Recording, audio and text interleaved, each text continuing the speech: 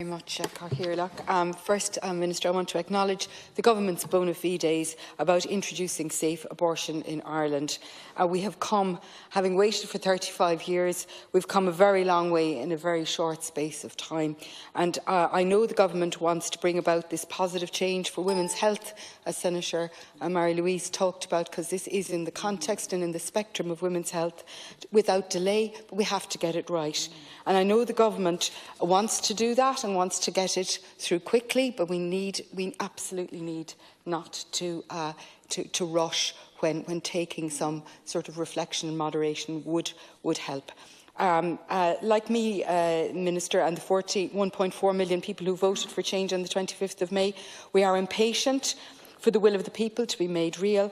I've waited 35 years for this change for my daughter, my nieces. I was 21 in '83. My daughter is 28 now. We've waited all of those years to get this piece of legislation right, and that women get access to the care that they need. But we need to get it right, as I said, and for women needing abortion care now, but also in the long run.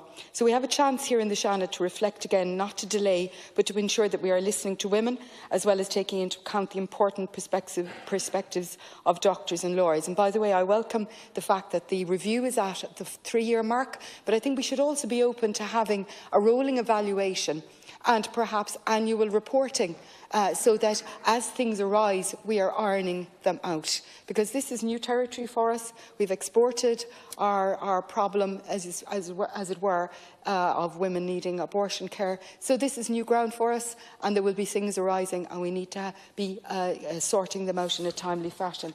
Minister Tara Flynn is a brave activist and campaigner that you will know, a woman whose testimony and honesty, at some personal cost to herself, powerfully revealed in the course of the referendum campaign and in her one-woman show, Not a Funny Word. Tara won over many during the campaign to repeal the 8th and Together for Yes. She wrote to senators and said, "I'm one of the many thousands of women who had to leave Ireland at a time of great distress to access abortion care in the Netherlands." But she says, "I am not a criminal." And she went on, "I had an abortion. This was the only option for me at that moment in my life, after much deliberation and consideration. I am not a criminal, and nor are those who helped me." The voting down of amendments to decriminalise is perhaps one of the most chilling of all the outcomes from the Dáil debates, and debating the length of the proposed sentence is to miss the point. Criminalisation serves only one set of beliefs. It will cause barriers to access and will have an inevitable, terrible outcome. She asks Minister and this House not to let this happen.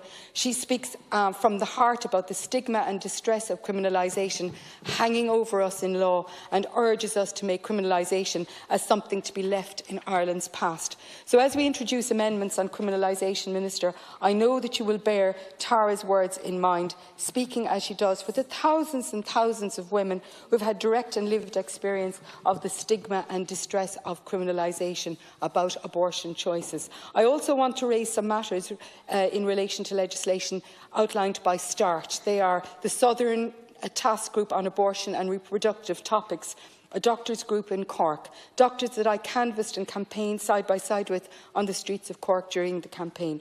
A statement issued by the START doctors in October deserves attention. They said, "It is not workable in practice if the legislation mandates that the doctor who certifies must be available 3 days later to facilitate the abortion by prescribing medication in primary care or arranging the termination in a hospital. It will happen that the same doctor is not available for various reasons, including part-time working or leave, or as well as commitments to other duties. Where termination is carried out in hospitals, it will prevent arrangements for delivery being made in referring or local hospitals where a person has been referred to a special fetal or maternal medicine tertiary services." START doctors go on to say, "There is no medical reason for this requirement, and it poses a serious risk to the implementation of abortion services in clinical practice. There are numerous examples of well-established protocols in primary and secondary care which allow the handover of care from one doctor to another to ensure continuity." I know that work was done in this aspect in the Dáil, but Minister, it would be useful if you could clarify the that position, particularly in relation to abortions that take place in hospital between the 9 and 12 weeks. I think we fixed it for the GPs, but I don't know that it is altogether clear about the hospital part, so please clarify that. Start doctors also recommend a two-way pathway of care between our tertiary and regional hospitals. Start doctors also prefer the phrase of consult in section 10. So we may not debate getting rid of examination. I'd like to see it gone, but we might include consult as well as examine, and I hope you're open to that. Start doctors are also concerned about the prospect of criminalisation for practitioners being retained, leading in their view to a very conservative interpretation by the law. Lawyers have also raised important issues around over-criminalisation, consultation versus examination, avert and mitigate, certification and termination of pregnancy by the same practitioner, and of course the 3-day waiting period. I'm also curious to know, Minister, what definition of serious is in section 9A1 and the rationale for it in section 10(1)A. Surely harm, something that isn't good for the woman. It sounds to me like a vague, non-medical term. Is a woman to risk life-changing injuries or disability, as doctors debate when harm to health becomes serious harm to health, with one eye on the threat of the 14-year prison sentence hanging over their heads? So, to conclude, I would ask the Minister and his officials and the members of this House to give due and respectful consideration to the matters raised to be put forward as practical amendments by myself, Senator Lynn, Alice Mary, Francis, Ivana and others. I was about to come to that. And also, I would also like to acknowledge Senator Badchick's role in all of this.